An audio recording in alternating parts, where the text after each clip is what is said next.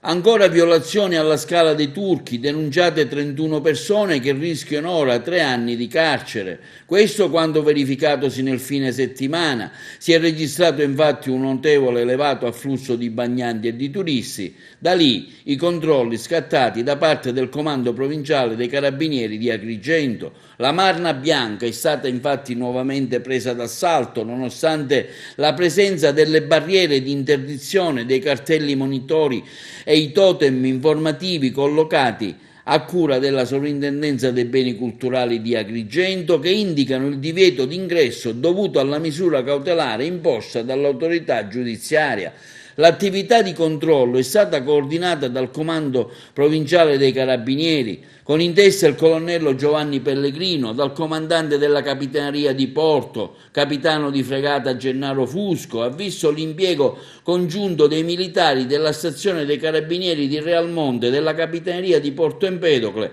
che hanno accertato la presenza sulla Marna Bianca di circa 31 soggetti provenienti da varie località siciliane e diversi cittadini anche stranieri, i quali sono stati identificati e deferiti all'autorità giudiziaria, poiché si sono resi responsabili del reato di violazione dei sigilli, trasgressione punita ai sensi dell'articolo 349 del Codice Penale, con la reclusione che va